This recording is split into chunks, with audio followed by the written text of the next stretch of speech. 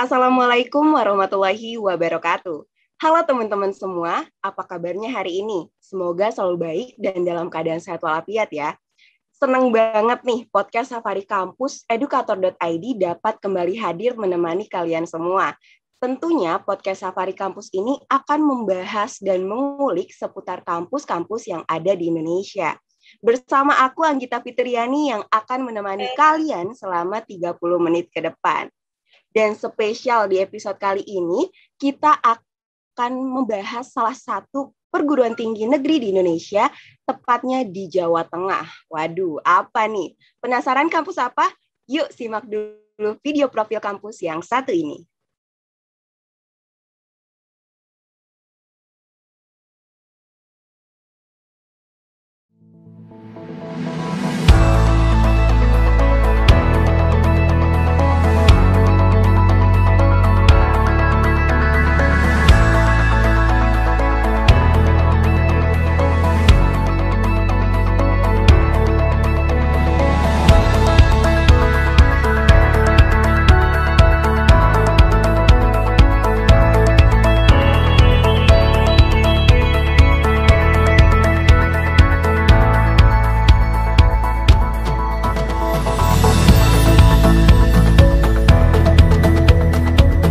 Universitas Diponegoro terus bergerak menjadi universitas terdepan di Indonesia.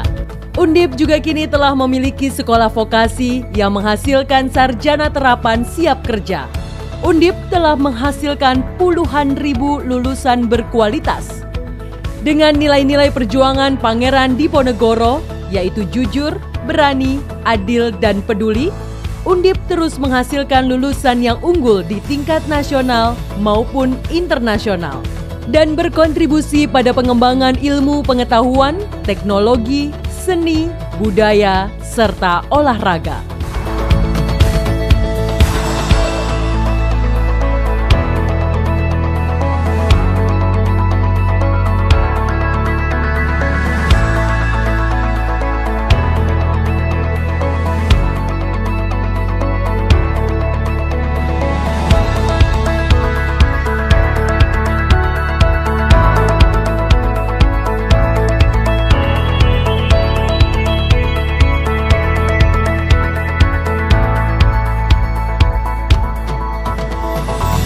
Langkah besar yang akan dilakukan Undip ke depan adalah masuk dalam 500 World University Rank.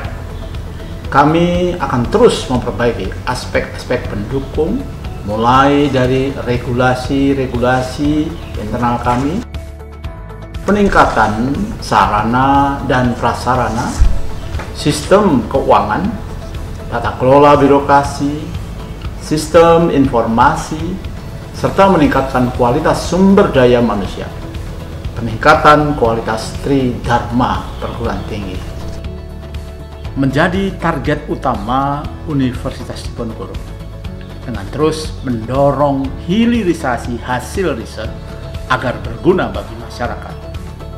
Diikuti dengan peningkatan publikasi nasional dan internasional, serta meningkatkan jumlah doktor dan profesor di lingkungan Universitas Diponegoro.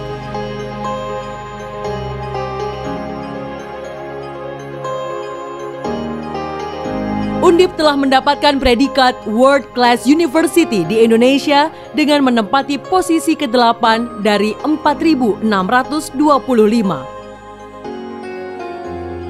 Sementara prestasi mahasiswa dalam event bergengsi di tingkat nasional maupun internasional terus mengalami peningkatan.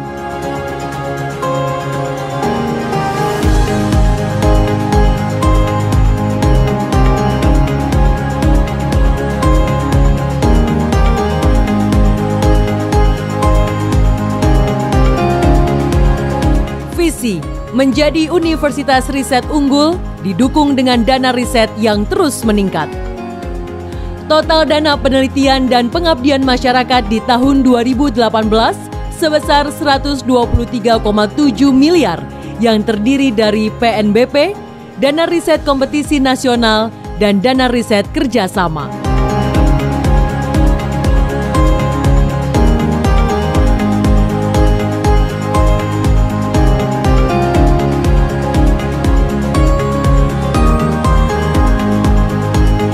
kekayaan intelektual atau HAKI yang menjadi indikator kinerja penelitian mengalami peningkatan drastis. Paten yang dimaksud meliputi paten sederhana, paten internasional, software, dan surat pencatatan ciptaan. Untuk mendukung proses belajar mengajar, Undip terus membenahi layanan fasilitas mahasiswa sehingga di Undip, mahasiswa tidak hanya mendapatkan ilmu pengetahuan, namun juga memiliki ruang untuk aktualisasi diri.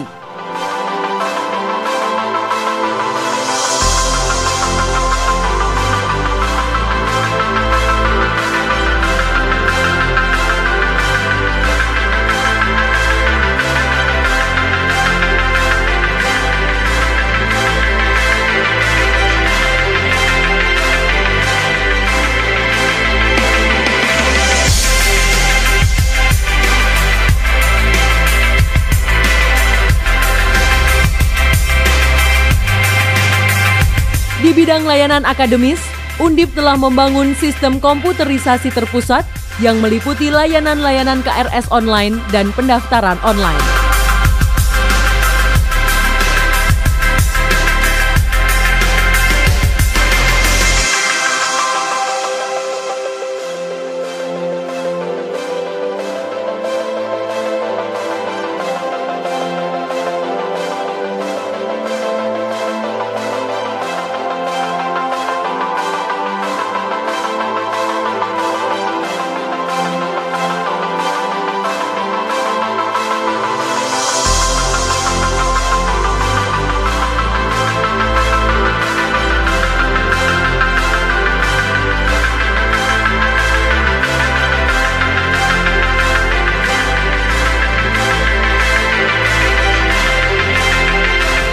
Kompetisi di Undip yang sportif dan konstruktif memacu saya untuk terus berprestasi dalam akademik maupun non-akademik.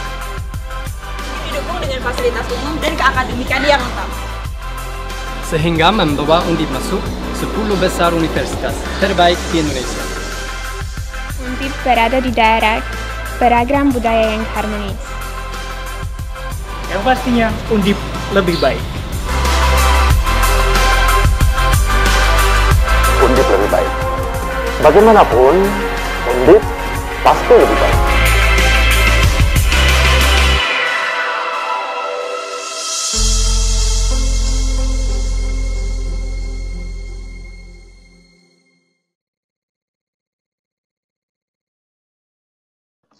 Wah, setelah melihat video profil kampus tadi, pasti teman-teman udah pada bisa nebak dong kampus apa yang akan kita bahas. Bener banget, apalagi kalau bukan Universitas Diponegoro atau yang biasa disingkat Undip. Dan tentunya aku nggak akan sendirian nih, aku akan ditemani salah satu narasumber kita yang pastinya tahu banget nih tentang Undip. Dan sebelum kita ngobrol-ngobrol, ngulik-ngulik tentang kampusnya, ada baiknya aku perkenalkan dulu narasumber kita kali ini dengan membacakan CV beliau. Terlebih dahulu ya teman-teman semuanya. Beliau merupakan mahasiswa aktif di Universitas Diponegoro dengan jurusan Teknik Industri. Beliau mendapatkan banyak sekali prestasi dan juga penghargaan, di antaranya pendanaan program mahasiswa wirausaha Undip 2021, selanjutnya Gold Medal and ISA Special Award World Science, Engineering and Environment, Gold Medal Innovation Science, ASEAN Innovation Science and Entrepreneur Fair, Third winner National Business Plan Competition, UMLA, Top 5 Mawapres FT Undip, Favorite winner National Business Plan Competition DEF Undip, pendanaan hibah penelitian Undip. Beliau juga mendapatkan sertifikasi dari Indonesia Risk Management Professional Association, Professional Development Program Project Risk Management, serta experience dia yang luar biasa banyak banget, mulai dari intern di PT Jarum, intern di PT Aroma Tobacco Internasional, selanjutnya aktif menjadi laboratory assistant, selanjutnya beliau juga tergabung dalam Research and Development Team di Forum Studi Teknik Undip, selanjutnya beliau juga tergabung dalam Internal Champion Team Staff, selanjutnya beliau juga tergabung dalam Research Division Staff, Selanjutnya ada di EduTech Startup Explore dan juga beliau tergabung dalam BEM FT Undip sendiri pada tahun 2019. Waduh, keren banget kan narasumber kita yang satu ini. Jadi tanpa banyak basa-basi, kita langsung sapa aja nih narasumber kita yang satu ini, yaitu Kak Rizky Fauzul Fitria. Halo Kak Rizky. Halo Anita. Apa kabarnya nih Kak? Baik, alhamdulillah. Alhamdulillah. Sekarang posisinya lagi di mana nih Kak? Aku di Semarang nih. Oh, emang dari Semarang atau rantau nih Kak?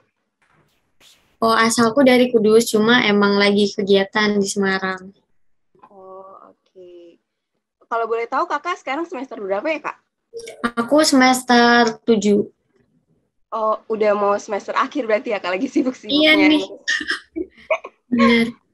Oke, pertama-tama nih Kak, sebelum kita ngulik-ngulik tentang kampus Undip sendiri, aku pengen tanya sama Kakak, aku kepo. Kenapa sih Kakak tuh milih Undip dan kenapa milih jurusan teknik industri? Oke, sebenarnya ada beberapa alasan kenapa aku milih Undip. Yang pertama, aku punya basic riset.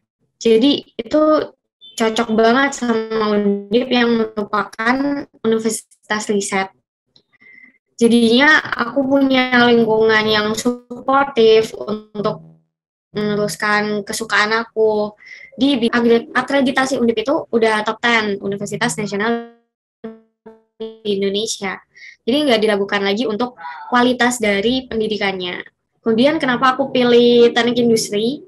Karena teknik industri ini punya cakupan yang luas dan juga nanti ketika kerja itu punya kesempatan kerja yang sangat luas.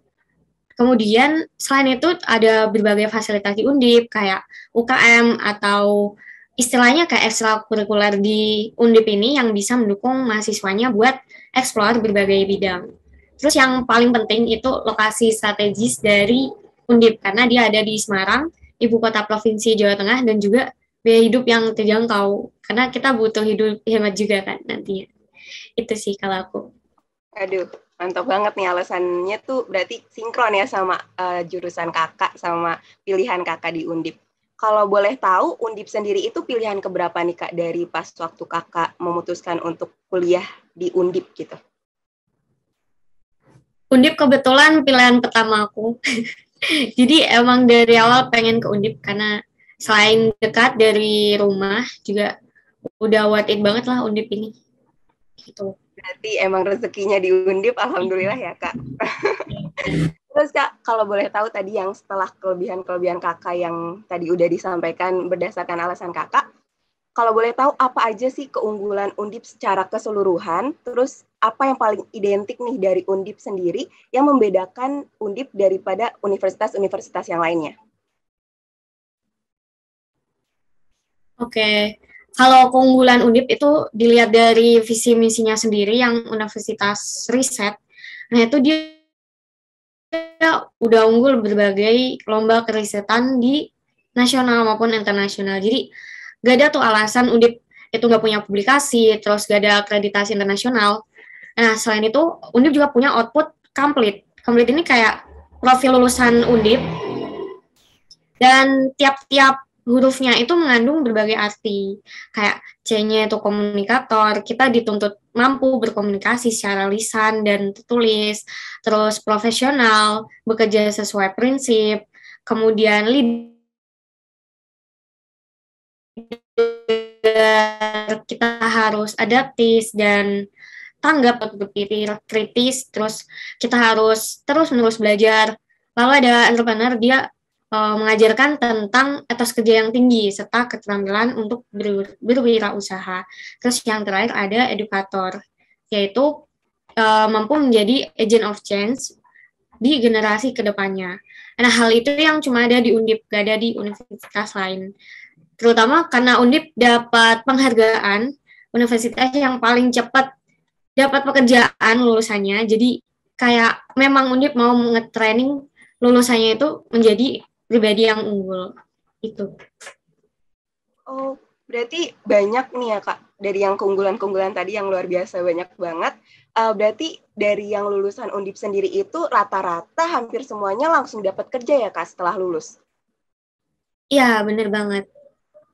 Jadi kayak 85% tuh udah kayak mendapat pekerjaan dalam 3 bulan setelah lulus.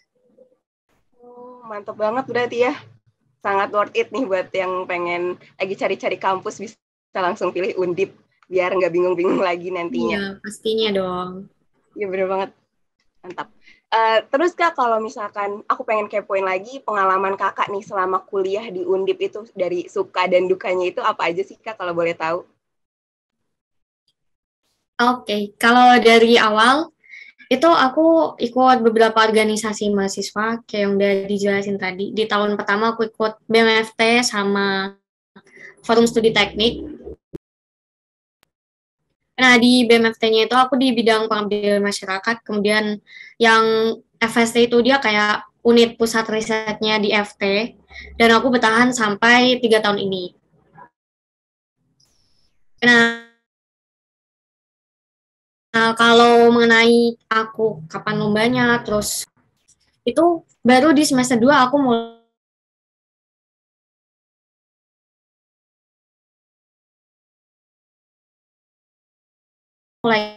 kayak cari info,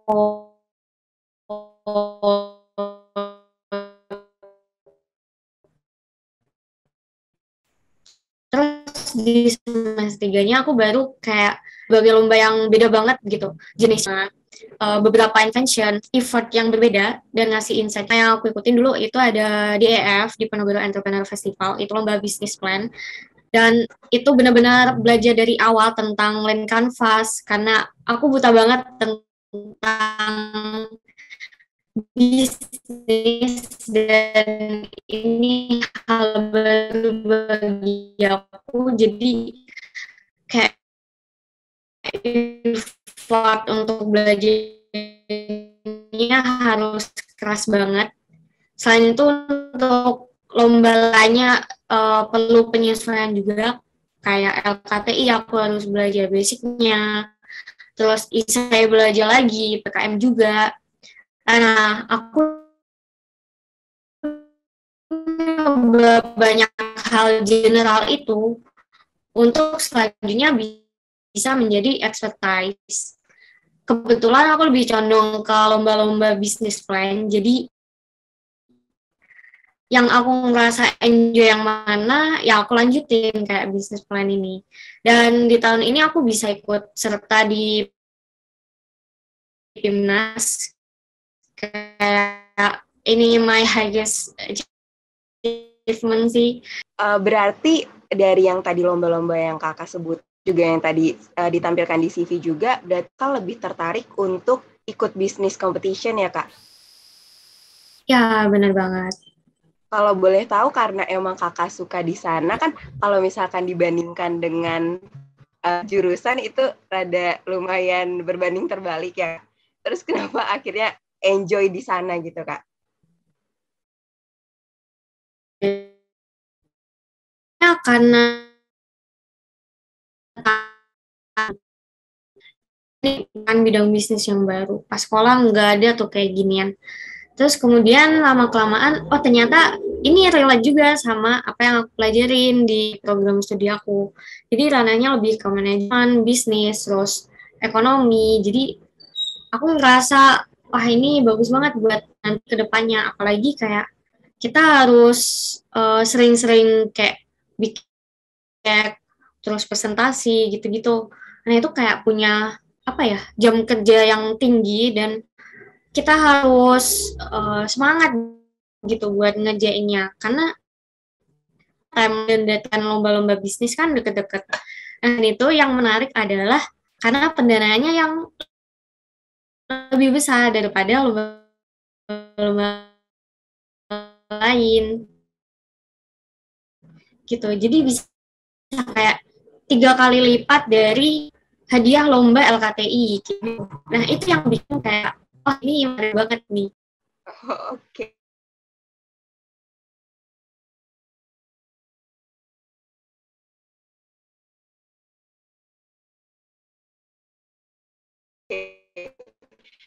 sih, Monika.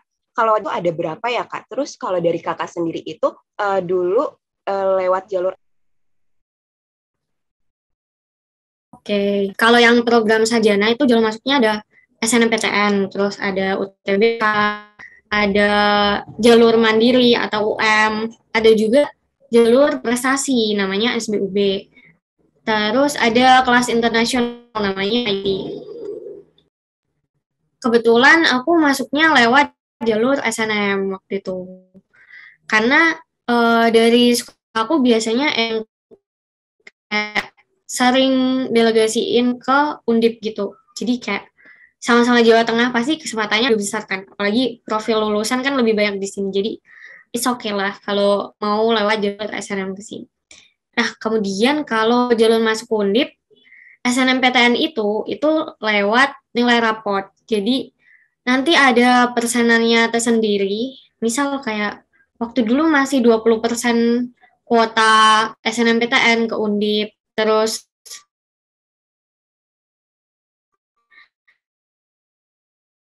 dari UTBK 40%, kemudian kayak perbandingannya untuk yang jalur UTBK itu dia pakai tes.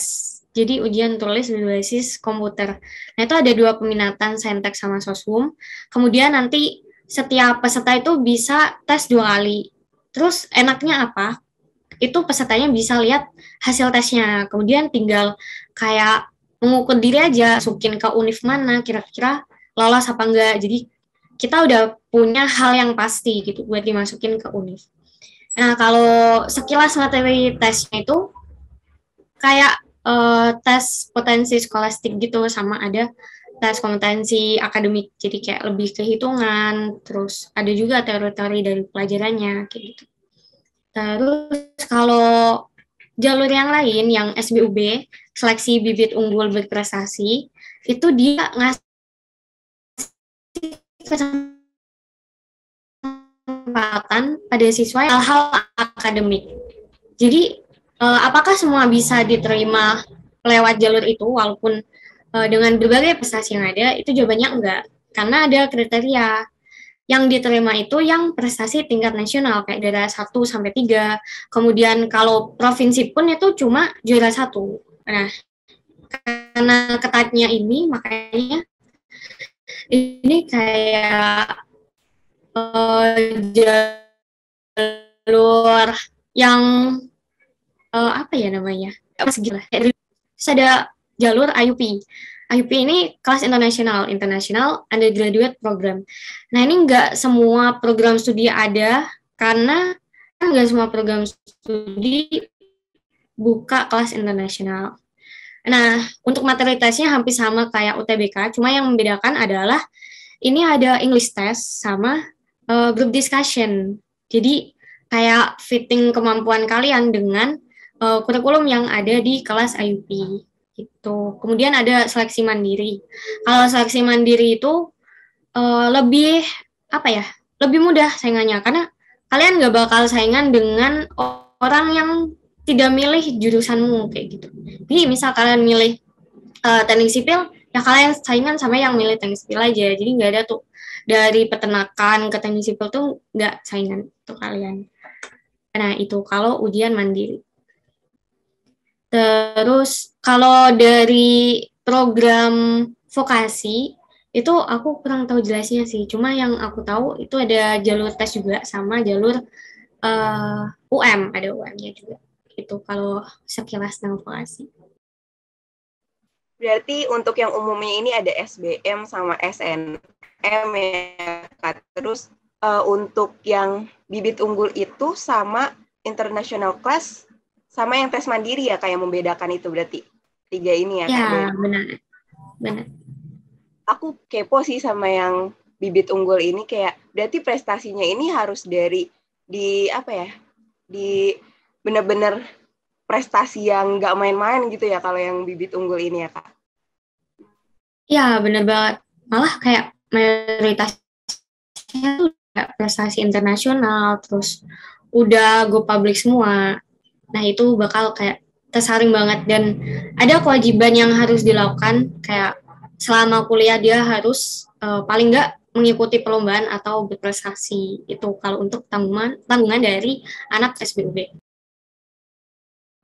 Oh, berarti prestasinya itu harus tetap terus dipertahankan ya Kak sampai akhir berarti. Oke Kak. Iya, benar banget.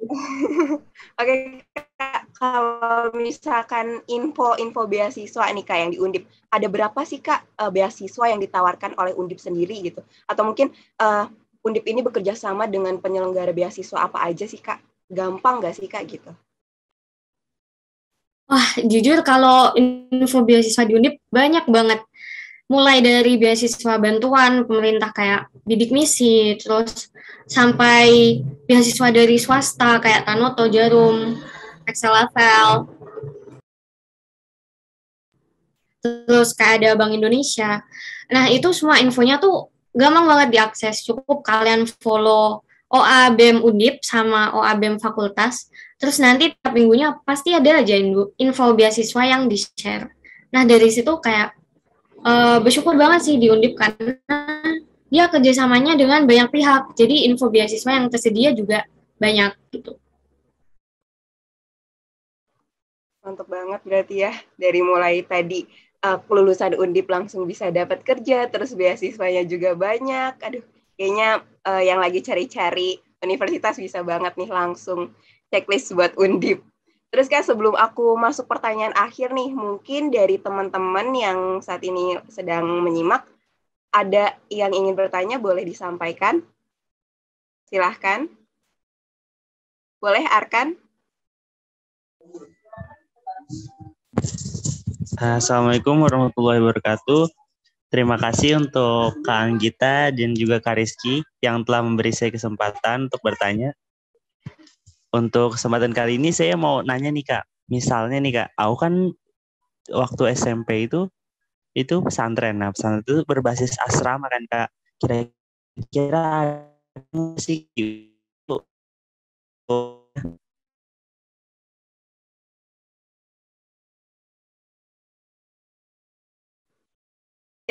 Langsung dijawab nih. Oke.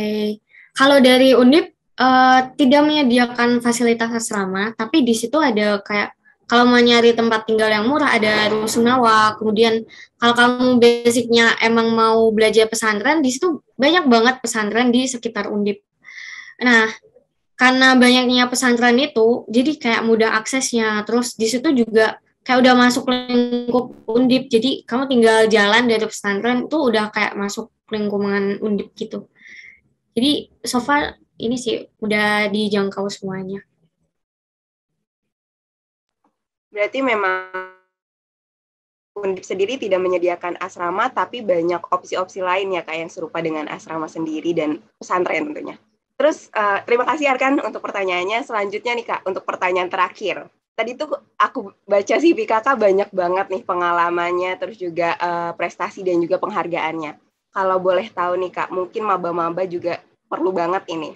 Tips untuk maba biar bisa aktif dan berprestasi kayak Kakak, kayak gimana sih Kak, kalau boleh tahu? Jujur aku kayak masih belajar juga sih buat kayak reach yang lebih tinggi kayak gitu. Cuma ada beberapa hal yang diperlukan buat bisa berprestasi. Kayak ada 5 atau 4. Nah, yang pertama itu kita butuh partner. Sebenarnya kalau cari partner lomba itu yang sevisi, karena kalau sekedar iya-iya aja, nanti proyek kalian nggak jalan. Nggak apa-apa kalau kalian nyari orang yang belum kenal tapi dia udah expert, karena yang terpenting adalah kalian punya misi yang sama dan tujuan kalian pun terpenuhi, jadi enak gitu kalau pas lomba. Kemudian yang kedua, mentor. Nah, ini penting banget biar kita nggak meraba-raba lombanya, nggak ngawur banget. Pastiin ada mentor yang tepat buat jenis lomba yang berbeda, karena mentor ini yang bakal bantu ngarahin kita buat hal-hal teknis dan review ide kita. Karena mereka udah expert dan punya pengalaman, jadi kita manfaatkan hal itu, karena belajar dari pengalaman dan kegagalan orang lain itu lebih baik daripada kita harus merasakannya langsung. Terus yang ketiga ada lingkungan. Nah, di sini kalau kita ada di lingkungan yang tidak mendukung untuk lomba, maka jangan diam aja dan jangan ngalir ke bawah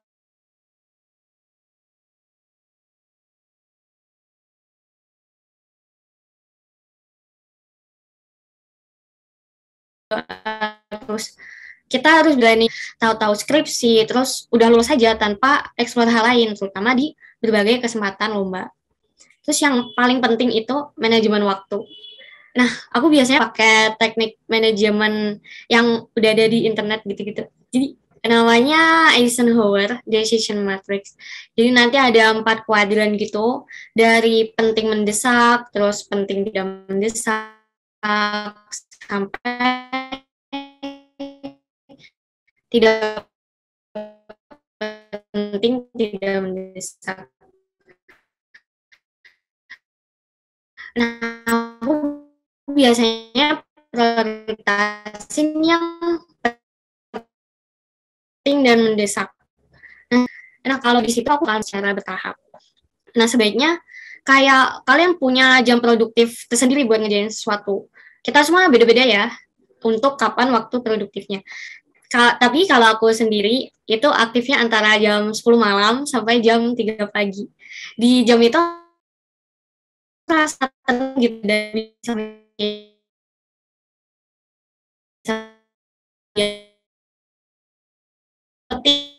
aku istirahat di siang hari, terus sore sama malam hari itu buat meeting atau kegiatan ringan lainnya.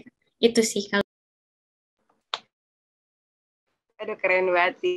Jadi yang pertama itu circle positif itu penting, terus juga mentor, terus juga manajemen waktu, terus yang terakhir itu tapi yang manajemen waktu itu yang jam 10 sampai jam 3 malam kakak aktif itu sama kayak aku. Aku juga aktifnya jam segitu.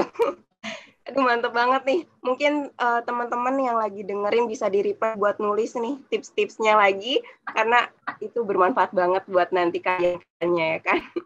Aduh, banyak informasi yang kita dapatkan pada episode kali ini yang tentunya bermanfaat banget ya teman-teman, apalagi buat kamu yang lagi cari-cari info tentang kampus-kampus. Bisa banget nih Undip masuk ke wishlist kamu. Dan aku juga mengucapin terima kasih banyak buat Kak Rizky yang telah kali ini. Terus ya Kak, buat kuliahnya, buat project macam ya Kak. Amin. Sebelum aku masuk episode kali ini, kami dari tim Edukator ID akan menyerahkan sertifikat kepada Kak Rizky sebagai apresiasi pembicara. Mungkin boleh ditampilkan operator untuk sertifikatnya. Terima kasih sekali lagi untuk Kak Rizky sudah meluangkan waktunya. Saya Anggita Fitriani pamit undur diri. Mohon maaf apabila masih ada kekurangan dan juga kesalahan. Jangan lupa like, komen, dan subscribe YouTube Edukator ID. Wassalamualaikum warahmatullahi wabarakatuh.